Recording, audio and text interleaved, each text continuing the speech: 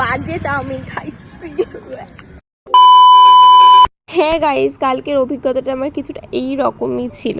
চলো তাহলে ভিডিওটা প্রথম থেকে শুরু করা যাক, তাহলেই বুঝতে পারবে আসল ঘটনাটা কি হয়েছিল।